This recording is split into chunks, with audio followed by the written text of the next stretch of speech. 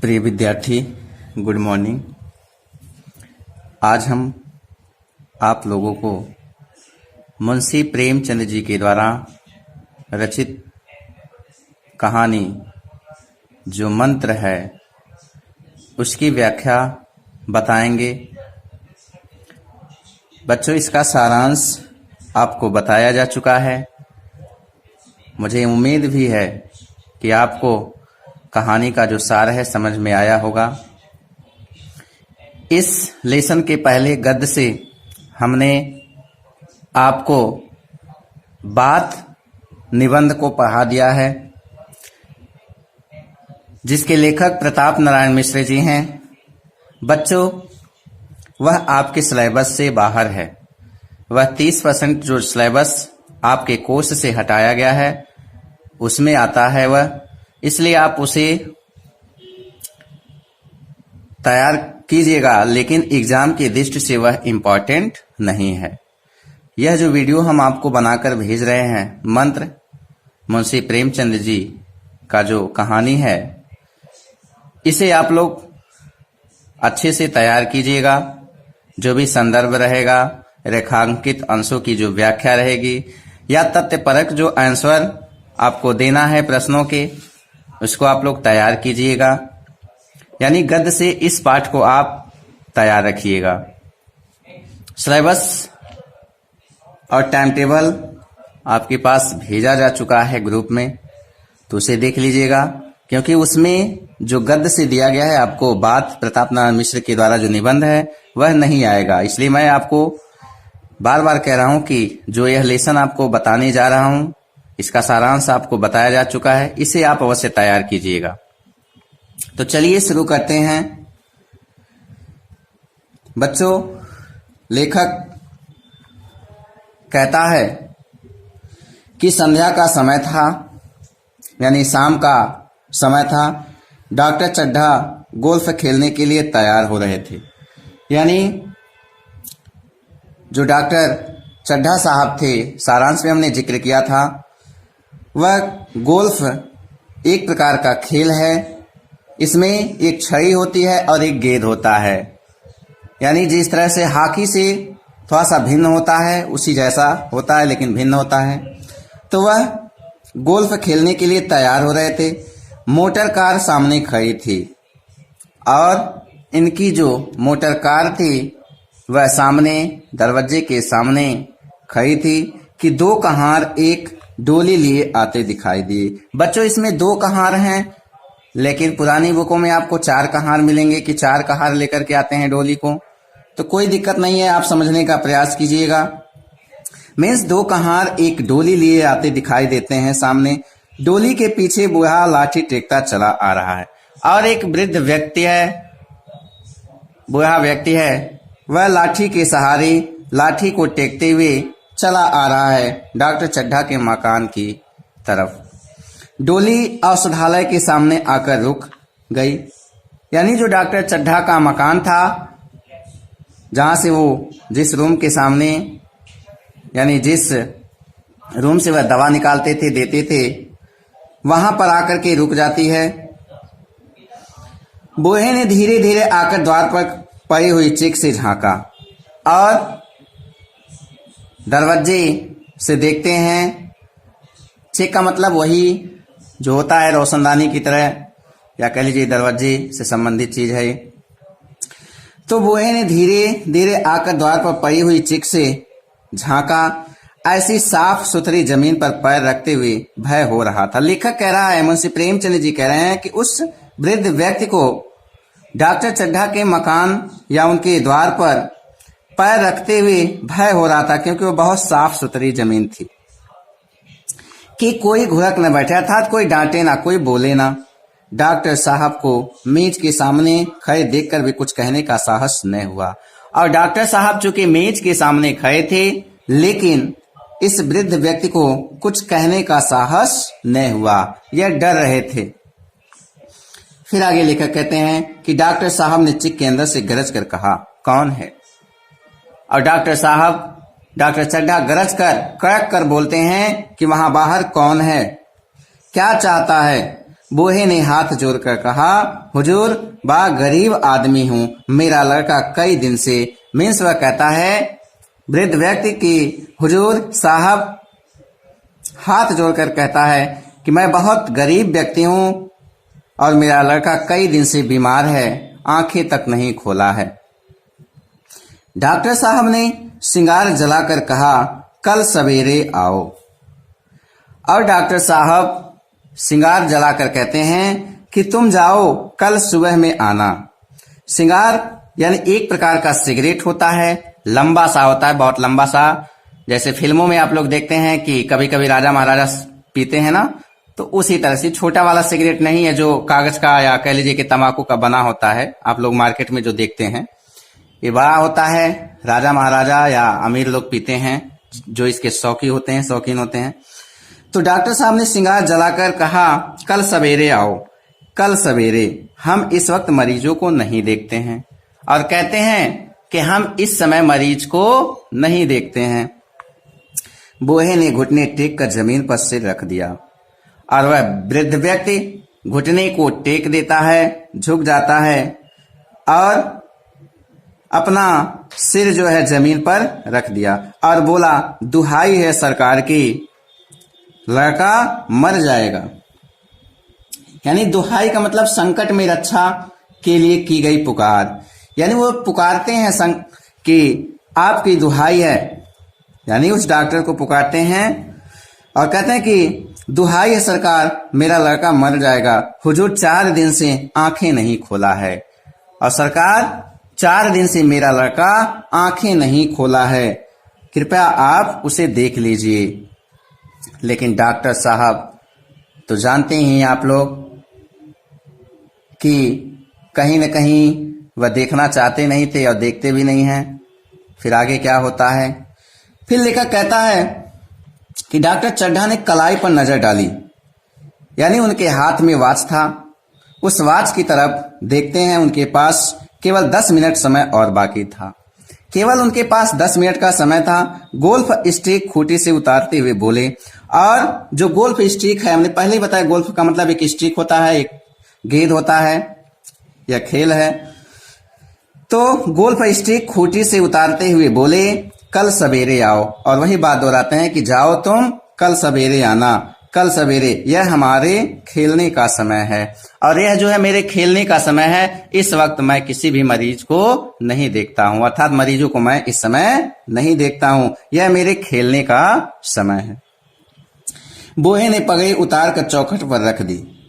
वह वृद्ध व्यक्ति अपने सिर पर जो पगड़ी पहना था उसे उतार देता है और चौखट पर रख देता है और रोकर बोला, हुजूर एक निगाह देख ले, बस एक निगाह, लड़का हाथ से चला जाएगा हुजूर। और कहता है कि सरकार केवल एक बार आप देख लीजिए, अन्यथा मेरा लड़का मेरे हाथ से चला जाएगा। 7 लड़कों में यही एक बच रहा है हुजूर, और मेरे पास 7 लड़के थे जिनमें से केवल यही एक बच रहा है। 6 लड़के तो ऑलरेडी मेरे मर चुके हैं। हम दोनों आदमी रो रो मर जाएंगे। और कहता है डॉक्टर साहब से कि साहब हम दोनों आदमी रो रो कर मर जाएंगे, अर्थात वह अपने को कह रहा है और अपनी पत्नी को कह रहा है, सरकार आपकी बढ़ती होए दिन बंद, यानी वह उसे दुआ देता है। लेकिन डॉक्टर साहब तो अपने में मस्त हैं, वह सुनते कुछ नहीं है। फिर डॉक्टर साहब कहते हैं कि ऐसे उजड़ देहाती यहाँ प्रायः रोज आया करते थे, यानी कि ऐसे उजड़ देहाती यहाँ प्रायः रोज आया करते हैं। डॉक्टर साहब उसके स्वभाव से खूब परिचित थे। कोई कितना ही कुछ कहे पर वे अपनी ही रट लगाते जाएंगे, किसी की सुनेंगे नहीं, ऐसा लेखक कह रहा है। धीरे से चिक उठाई और बाहर निकलकर मोटर की तरफ चले। और उसके बाद डॉक्टर साहब चिक को उठाते हैं, हटाते हैं पर्दे को, उसके बाद वो आराम से निकल जाते हैं, मोटर की तरफ चले जाते हैं। बूढ़ा यह कहता हुआ उनके पीछे दौड़ा और सरकार सरकार हुजूर हुजूर कहते हुए वह कुछ दूरी तक दौड़ा। बा धर्म होगा सरकार, हुजूर दया कीजिए, बड़ा दीन दुखी हूँ, संसार में कोई नहीं है बाबूजी। और कहता है कि संसार में इसके सिवा मेरा कोई नहीं है बाबूजी, दुआ रहम कीजिए, दुआ हुजूर दया कीजिए मुझ पर। लेकिन डॉक्टर साहब जरा सा भी उसके तरफ ध्यान नहीं देते हैं और जब तक मोटर छिपता नहीं है वह उस मोटर की तरफ वृद्ध व्यक्ति देखता रहता है। फिर आगे लेखक मुंशी प्रेमचंद जी कहते हैं कि मगर डॉक्टर साहब ने उसकी ओर मुंह फेरकर देखा तक नहीं। लेखक कहता है कि जो डॉक्टर साहब हैं वह एक बार भी नजर नहीं डालते हैं, देखते भी नहीं हैं, मुंह फेरकर मोटर पर बैठकर बोले कल सवेरे आना, और मोटर पर बैठ जाते हैं और कहते हैं कि जाओ तुम कल सवेरे आना। मोटर चली गई।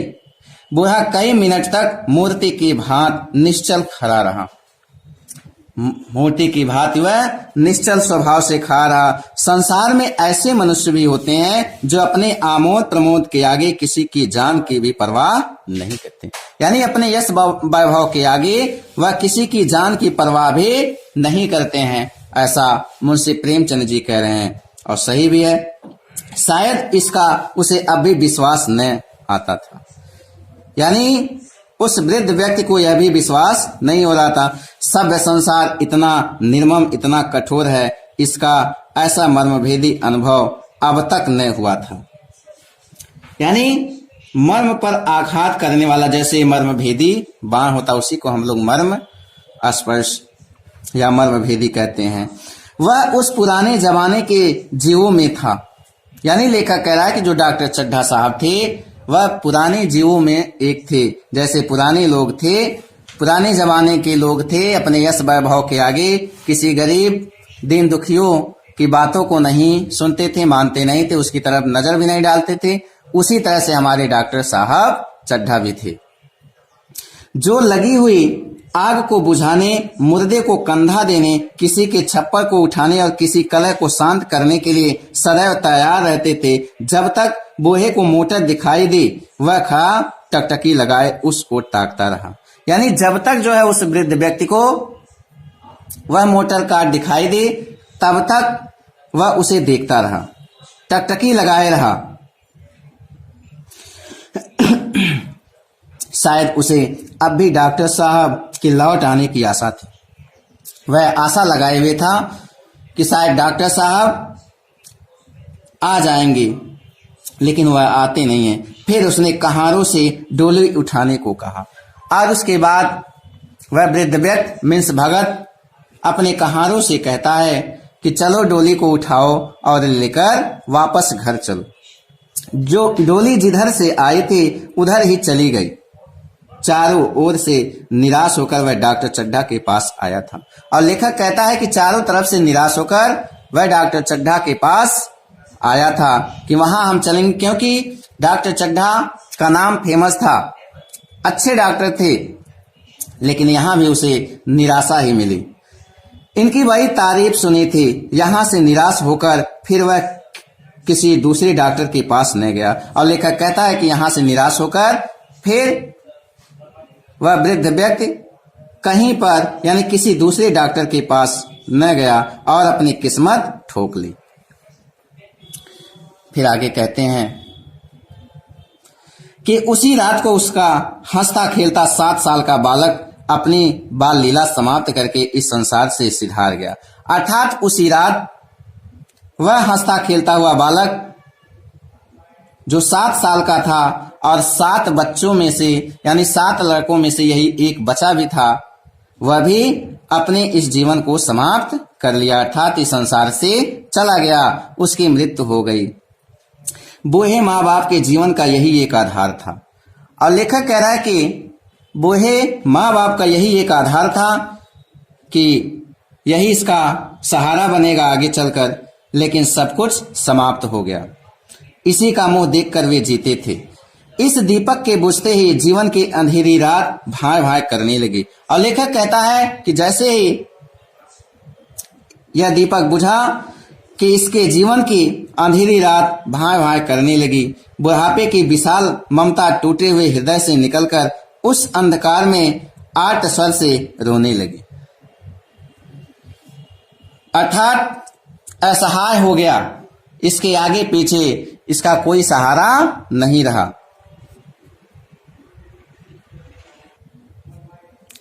फिर लेखक प्रेमचंद जी कहते हैं कि इस तरह से कई साल गुजर गए। इस तरह से कई साल गुजर गए। डॉक्टर चड्ढा ने खूब यश और धन कमाया, और डॉक्टर चड्ढा साहब जो हैं वह बहुत से धन कमाए, यश कमाए, लेकिन इनके साथ ही अपने स्वास्थ्य की रक्षा भी की, और अपनी रक्षा भी, अपने स्वास्थ्य की रक्षा भी खूब जमकर किए डॉक्टर चड्ढा साहब, जो एक असाधारण बात थी। यह उनके नियमित जीवन का आशीर्वाद था कि 50 वर्ष की अवस्था में भी उनकी चुस्ती और फुर्ती युवकों को भी लज्जित करती थी, अर्थात कि वह नियमित, यानी उनके नियमित जीवन का यह आशीर्वाद था कि वह 50 वर्ष की अवस्था में भी एकदम फुर्त थे, चुस्त दुरुस्त थे। और इसे देखकर, यानी इनके स्वास्थ्य को देखकर लोग लज्जित भी हो जाते थे। उनके हर एक काम का समय नियत था, यानी समय से खाना, सोना, बैठना, जागना सब कुछ नियम के अकॉर्डिंग करते थे। इस नियम से वह जौ भर भी न टलते थे, यानी अपने नियम, यानी जो भी ये नियम से काम करते थे उससे जरा सा भी इधर उधर नहीं होते थे। बहुधा लोग स्वास्थ्य के नियमों का पालन उस समय करते हैं जब रोगी हो जाते हैं, यानी बहुत से लोग ऐसे हैं कि इन नियमों का पालन जब रोगी हो जाते हैं तब करते हैं। डॉक्टर चड्ढा उपचार और संयम का रहस्य खूब समझते थे। उनकी संतान संख्या भी इसी नियम के अधीन थी, और यही रीजन था कि उनके पास मात्र 2 बच्चे थे, एक बच्ची थी और एक बच्चा था, यानी एक लड़का एक लड़की। लड़की बड़ी थी, आपको सारांश में बताए थे कि उसकी शादी भी हो चुकी थी। इस समय उनके केवल 2 बच्चे हुए, एक लड़का और एक लड़की। तीसरी संतान नहीं हुई, अर्थात उनके पास तीसरा कोई बच्चा नहीं हुआ, इसलिए श्रीमती चड्ढा भी अभी जवान मालूम होती थी। और यही रीजन था कि उनकी पत्नी श्रीमती जी वो भी एकदम जवान सी लगती थी। लड़की का तो विवाह हो चुका था, लड़का कॉलेज में पढ़ता था, और लड़की जो है शादीशुदा हो चुकी थी, और जो बालक था वह कॉलेज में पढ़ता था। वही माता पिता के जीवन का आधार था, और वही बालक ही इनके, यानी इन दोनों का आधार था। शील और विनय का पुतला, बड़ा ही रसिक, बड़ा ही उदार, विद्यालय का गौरव, युवक समाज की शोभा, मुखमंडल से तेज की छटा से निकलती थी। आज उसी की 20वीं सालगिरह थी, अर्थात उस बालक की आज 20वीं सालगिरह थी, अर्थात वह 20 साल का हो चुका है। संध्या का समय था। अब लेखक कह रहा है कि चूंकि सालगिरह है, बर्थडे पार्टी है, 20 साल का हो चुका है बालक, तो शाम का समय था। हरी हरी घास पर कुर्सियां बिछी हुई थी, यानी कुर्सियां लगी हुई थी। शहर के रईस और हुक्काम एक तरफ, कॉलेज के छात्र दूसरी तरफ बैठे भोजन कर रहे थे। यानी जो शहर के बड़े लोग थे, धन्ना सेठ लोग थे, अमीर लोग थे, वह एक तरफ अपना भोजन कर रहे थे, मस्ती कर रहे थे, और इसके कॉलेज के जो इसके सहपाठी मित्रगण थे वह दूसरी तरफ बैठकर भोजन कर रहे थे। बिजली के प्रकाश से सारा मैदान जगमगा रहा था, और लाइट से पूरा महल जो है रोशनी से भरा हुआ था, जगमगा रहा था। आमोद प्रमोद का सामान भी जमा था। छोटा सा प्रसंग खेलने की तैयारी थी। प्रसंग स्वयं कैलाशनाथ ने लिखा था, और जो प्रसंग था वह स्वयं कैलाशनाथ ने लिखा था। प्रसंग का मतलब होता है हास्य रस प्रधान नाटक, यानी हास्य से संबंधित, यानी एक नाटक है जिसको देखकर लोग हंसते हैं, ज्यादा से ज्यादा व्यंग, हास्य व्यंग प्रधान रस से संबंधित। वही मुख्य एक्टर भी था, यानी कैलाश ही उसका मुख्य एक्टर था। इस समय वह एक रेशमी कमीज पहने, नंगे सिर नंगे पांव, इधर से उधर मित्रों की आवाभगत में लगा हुआ था, यानी जो लोग भी इसके मित्र आते थे उनकी सेवा भाव में लगा हुआ था। कोई पुकारता कैलाश जरा इधर तो आना, कोई उधर से बुलाता कैलाश क्या उधर ही रहोगे, अर्थात कभी कोई उधर बुलाता तो कभी इधर बुलाता। सभी उसे छेड़ते थे, चुहले करते थे, बेचारे को जरा दम मारने का भी अवकाश न मिलता था, यानी जरा सा आराम करने के लिए भी उसे अवकाश नहीं मिलता था।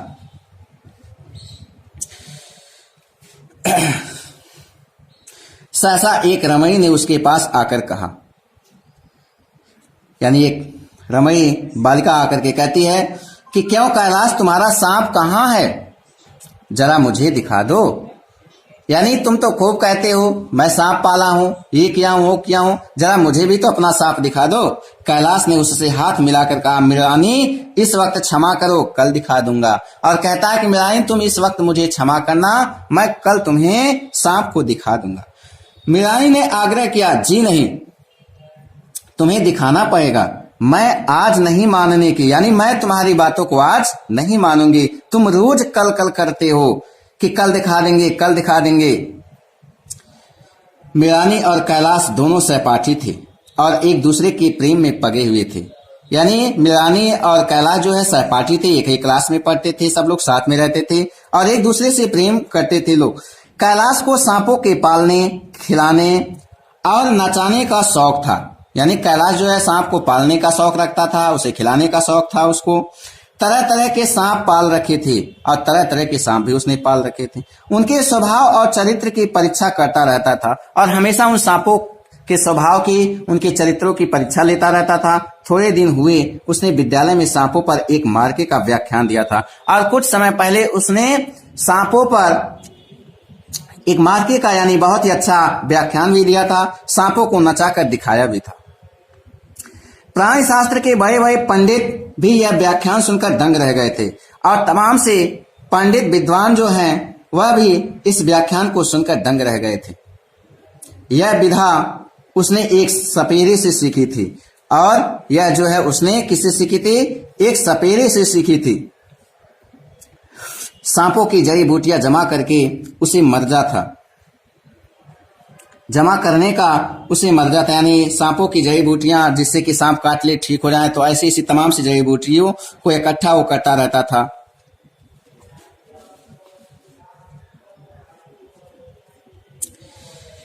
इतना पता भर मिल जाए कि किसी व्यक्ति के पास कोई अच्छी जड़ी है, फिर उसे चैन नहीं आता था। यानी उसे ये पता चल जाए कि हाँ जड़ी बूटी उनके पास है तो उनके पास से वो ले लेता था, उसे लेकर ही छोड़ता था। यही व्यसन था। इस पर हजारों रुपए फूंक चुका था। मृणानी कई बार आ चुकी थी और मृणानी भी कई बार आ चुकी थी, पर कभी सांपों को देखने के लिए इतनी उत्सुक नहीं हुई थी। और इसकी जो क्लास फेलो है मृणानी, कई बार इसके पास आई थी कि सांप को दिखाओ, सांप को दिखाओ, लेकिन कभी भी इसने सांप को नहीं दिखाया और आज इसने जिद ही कर लिया है। कह नहीं सकती आज उसकी उत्सुकता सचमुच जाग गई थी या वह कैलाश पर अपने अधिकार का प्रदर्शन करना चाहती थी। ऐसा लेखक कह रहा है कि आज उसकी उत्सुकता इतनी बढ़ गई है कि उस पे कह नहीं सकती और जो है ऐसा लग रहा है कि वह अपना अधिकार कैलाश पर दिखाना चाहती या प्रदर्शन करना चाहती थी, पर उसका आग्रह बेमौका था। उस कोठरी में कितनी भीड़ लग जाएगी, भीड़ को देखकर सांप कितने चौंकेंगे और रात के समय उन्हें छेड़ा जाना कितना बुरा लगेगा। इन बातों का उसे जरा भी ध्यान नहीं आया, लेकिन इस बातों का उसको, रात का समय है, इस रूम में कितने लोग एकत्रित हो जाएंगे, सांप को छेड़ना कहीं न कहीं दिक्कत हो जाएगी, इसे जरा सा भी ध्यान नहीं आया। कैलाश ने कहा, नहीं, कल जरूर दिखा दूंगा, इस वक्त अच्छी तरह दिखा भी नहीं सकूंगा, कमरे में तिल रखने की भी जगह नहीं मिलेगी। यानी जब ये दिखाने लगेगा तो भीड़ ज्यादा लग जाएगी, इसलिए वो कह रहा है कि कल दिखा दूंगा। लेकिन एक महाशय ने छेड़कर कहा, दिखा क्यों नहीं देते? जरा सी बात के लिए इतना टाल मटोल कर रहे हो। यानी कोई उसमें व्यंग कर रहा है और इस व्यंग को सुनकर के वह कहीं न कहीं दिखाने पर मजबूर हो जाता है। मिस गोविंद हरगिज ने मानना, देखें कैसे नहीं दिखाते।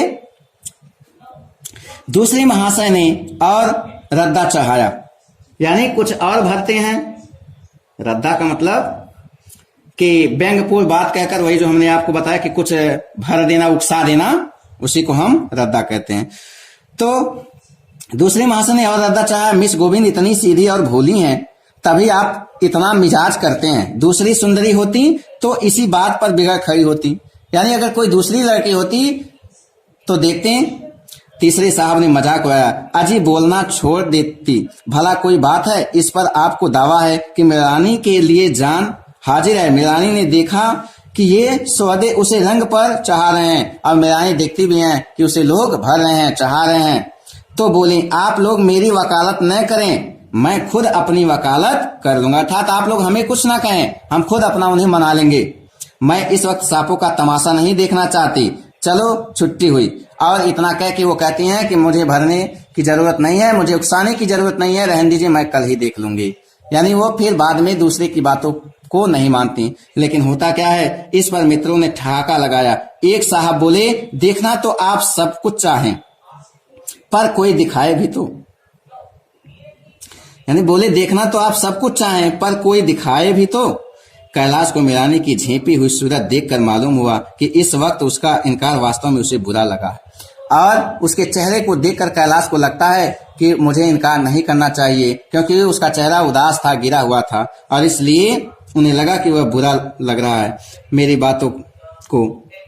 जब ही प्रीति भोज समाप्त हुआ और गाना शुरू हुआ, उसे मीरानी और अन्य मित्रों को सांपों के दरबे के सामने ले जाकर महुअर बजाना शुरू किया। महुअर का मतलब वही बीन की तरह होता है, यानी सपेरे मदारियों द्वारा मुंह से जो बजाया जाने वाला होता है उसी को बीन भी कह लीजिए या तुमरी भी कह लीजिए। ठीक है बच्चों। फिर एक एक खाना खोलकर एक एक सांप को निकालने लगा। वाह क्या कमाल था।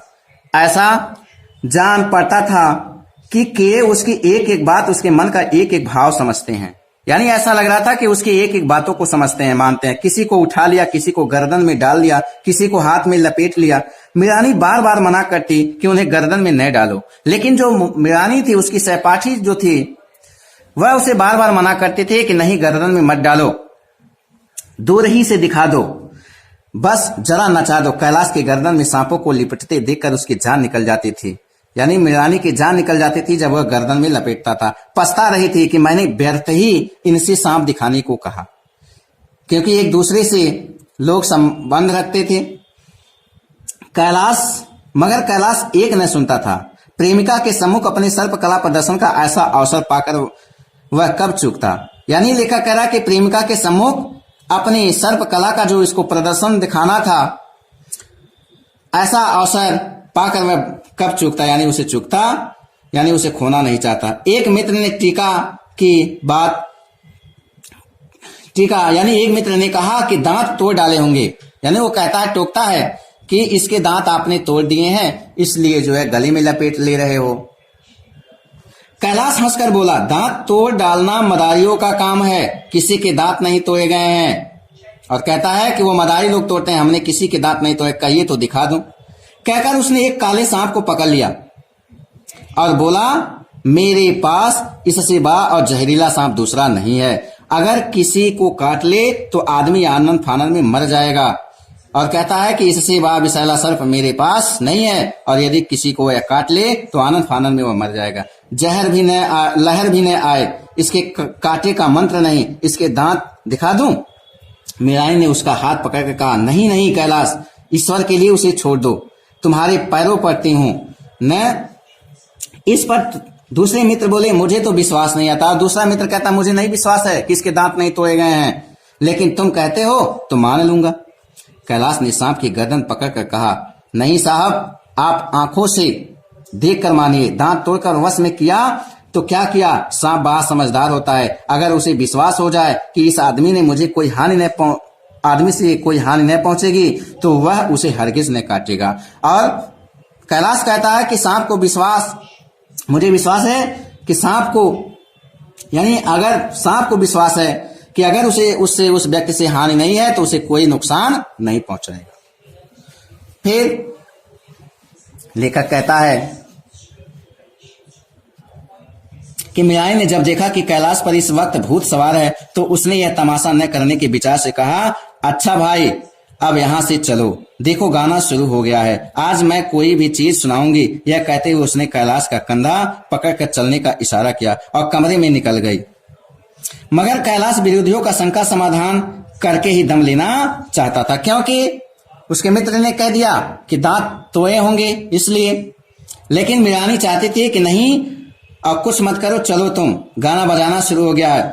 लेकिन लेखक कहता है कि कैलाश मानता नहीं। उसने सांप की गर्दन पकड़कर जोर से दबाई, इतनी जोर से दबाई कि उसका मुंह लाल हो गया, अर्थात मुंह लाल हो गया और खुल गया, देह की सारी नसें तन गई। सांप ने अब तक उसके हाथों ऐसा व्यवहार नहीं देखा था। यानी जो सांप था विषैला, अब ऐसा व्यवहार उसने कभी कैलाश के द्वारा नहीं देखा था।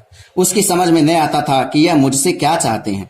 उसने शायद भ्रम हुआ, यानी सांप को भ्रम हुआ कि यह मुझे मार डालना चाहते हैं, अतएव वह आत्मरक्षा के लिए तैयार हो गया।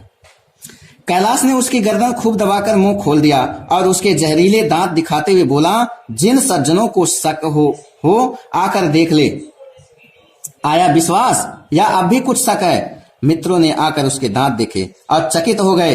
प्रत्यक्ष प्रमाण के सामने संदेह को स्थान कहां। मित्रों का शंका निवारण करके कैलाश ने सांप की गर्दन ढीली कर दी और उसे जमीन पर रखना चाहा।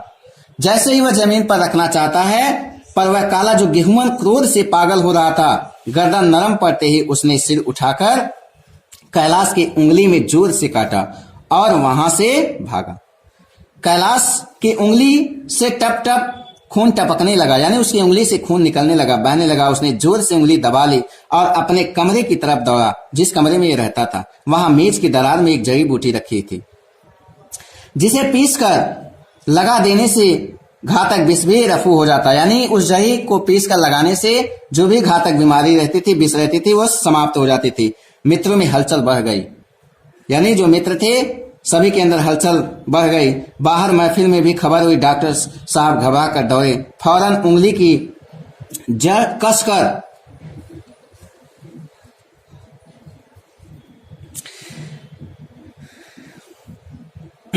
वह फौरन उंगली की जड़ कसकर बांधी गई और जड़ी पीसने के लिए दी गई। डॉक्टर साहब जड़ी के कायल न थे, वह उंगली का डसा भाग नस्तर से काट देना, यानी डॉक्टर साहब उसको काटना चाहते थे, मगर कैलाश को जड़ी पर पूरा विश्वास था, इसलिए काटने नहीं दिए। मिरानी पियानो पर बैठी हुई थी। यह खबर सुनते ही दौड़ी और कैलाश की उंगली से टपकते हुए खून को रुमाल से पोंछने लगी। जड़ी पीसी जाने लगी, पर उसी 1 मिनट में कैलाश की आंखें झपकने लगी, अर्थात वह बेहोशी की हालत में जाने लगा। आंखें बंद होने लगी, ओठों पर पीलापन दौड़ने लगा, यहाँ तक कि वह खड़ा न रह सका, सर्प पर बैठ गया, फर्श पर बैठ गया। सारे मेहमान कमरे में जमा हो गए। इस खबर को सुनकर जितने भी मेहमान थे जमा हो गए। कोई कुछ कहता था, कोई कुछ। इतने में जड़ी पीस कर आ गई। मिरानी ने उंगली पर लेप किया। 1 मिनट और बीता, कैलाश की आंखें बंद हो गई, पर लेट गया और हाथ से पंखा झलने का इशारा किया। मां ने दौड़कर उसका सिर गोद में रख लिया और बिजली का टेबल फैन लगा दिया। डॉक्टर साहब ने झुककर पूछा, कैलाश कैसी तबीयत है? कैलाश ने धीरे धीरे हाथ उठा लिया, मगर कुछ बोल नहीं सका। यानी जब डॉक्टर साहब पूछते हैं कि बताओ कैलाश तुम्हारी कैसी हालत है, वह धीरे धीरे हाथ उठाता है, लेकिन कुछ बोल नहीं पाता है।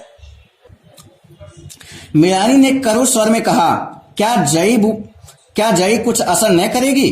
डॉक्टर साहब ने सिर पकड़कर कहा, क्या बताऊं, मैं इसकी बातों में आ गया। अब तो नस्ता से भी कुछ फायदा नहीं होगा, और कहते हैं कि अब तो उंगली को काटने से भी कोई फायदा नहीं होने वाला है। आधा घंटे तक यही हाल रहा। कैलाश की दशा प्रतिक्षण बिगड़ती जाती थी, यहाँ तक कि उसकी आंखें पथरा गई, हाथ पांव ठंडे हो गए, मुख की कांति मलिन पड़ गई, नाड़ी का कहीं पता नहीं। मौत के सारे लक्षण दिखाई देने लगे और मौत के सारे लक्षण उसके शरीर में दिखाई देने लगे। घर में कोहराम मच गया। मिरानी एक ओर सिर पीटने लगी, मां अलग पछाए खाने लगी। डॉक्टर चड्ढा को मित्रों ने पकड़ लिया, नहीं तो वह नस्तर अपनी गर्दन में मार लेते, नहीं तो अपनी गर्दन में जो छुरा है उसे मार लेते। एक महाशय बोले, कोई मंत्र झाड़ने वाला मिले तो संभव है अभी भी जान बच जाएगी। और कोई उनके मित्र कहते हैं डॉक्टर चड्ढा के कि एक मंत्र झाड़ने वाला यदि अच्छा मिल जाए तो उससे जान बचने की उम्मीदें हैं, चांस है। एक मुसलमान सज्जन ने इसका समर्थन किया। अरे साहब, कब्र में पड़ी हुई लाशें जिंदा हो जाती हैं। ऐसे ऐसे बाकमल पड़े हुए, यानी ऐसे ऐसे लोग मंत्र फूकने वाले पड़े हैं कि कब्र में पड़ी हुई लाशें भी जिंदा हो जाती हैं। डॉक्टर चड्ढा बोले, मेरी अक्ल पर पत्थर पड़ गया था कि इनकी बातों में आ गया। नस्तर लगा देता तो यह नौबत क्यों आती? अर्थात तो कहते यदि मैं काट देता छुए से उंगली को तो यह नौबत नहीं आती। बार बार समझाता रहा कि बेटा सांप न पालो, मगर कौन सुनता था। बुलाइए किसी झाड़ फूक करने वाले को ही बुलाइए, और कहते हैं कि जाइए किसी झाड़ फूक करने वाले को ही बुलाइए। मेरा सब कुछ ले ले, मैं अपनी सारी जायदाद उसके पैरों पर रख दूंगा, लंगोटी बांधकर घर से निकल जाऊंगा, मगर मेरा कैलाश, मेरा प्यारा कैलाश उठ बैठे। ईश्वर के लिए किसी को बुलाइए। और कहते हैं डॉक्टर चड्ढा साहब कि ईश्वर के लिए किसी को बुलाइए, मेरी सारी प्रॉपर्टी, मेरा सारा धन संपदा ले ले वह, लेकिन मेरे कैलाश को जीवित कर दे। डॉक्टर चड्ढा बोले फिर एक महाशय का किसी झाड़ने वाले से परिचय था। वह दौड़कर उसे बुला लाए, मगर कैलाश की सूरत देखकर उसे मंत्र चलाने की हिम्मत न पड़ी। यानी कैलाश को देखकर वह मंत्र फूंकने की हिम्मत उन्हें नहीं हुई। जो भी महाशय आए झाड़ फूंक करने वाले, बोला अब क्या हो सकता है सरकार, जो कुछ होना था हो चुका। अर्थात वह जवाब दे देते हैं, कहते हैं कि जो कुछ होना था हो चुका। अरे मूर्ख, यह क्यों नहीं कहता कि जो कुछ न होना था हो चुका। जो कुछ होना था वह कहाँ हुआ। माँ बाप ने बेटे का सेहरा कहाँ देखा, मिलानी का कामन तर क्या पल्लव और पुष्प से रंजित हो उठा। मन के वह स्वर्ण स्वप्न जिसने जीवन आनंद का स्रोत जिनसे जीवन आनंद का स्रोत बना हुआ था, क्या पूरे हो गए। जीवन के नित्यमय तारिका मंडित सागर में आमोद के बहार लूटते हुए क्या उसकी नौका जलमग्न नहीं हो गई। जो न होना था वह हो गया। और कहते हैं कि जो न होना था वह हो गया। वही हरा भरा मैदान था, वही सुनहरी चांदनी एक निशब्द संगीत की भांति प्रकृति पर छाई हुई थी। वही मित्र समाज था, वही मनोरंजन की सामान थे, मगर यहाँ हास्य की ध्वनि थी। मगर जहां हास्य की ध्वनि थी वहां अब करुण क्रंदन और अश्रु प्रवाह था। यानी लेखक कह रहा है कि जहां पर हास्य की ध्वनियां गूंज रहे थे, अब वहां पर करुण क्रंदन और अश्रु प्रवाह बह रहे थे। तो प्रिय विद्यार्थी, आपको इसके आगे जो भी शेष है हम अगले वीडियो में बताएंगे और समझने का आप लोग प्रयास कीजिएगा, क्योंकि वीडियो बहुत ज्यादा लंबा हो जा रहा है, इसलिए इसका जो शेष पार्ट है हम अगले वीडियो में आपको बताएंगे। धन्यवाद।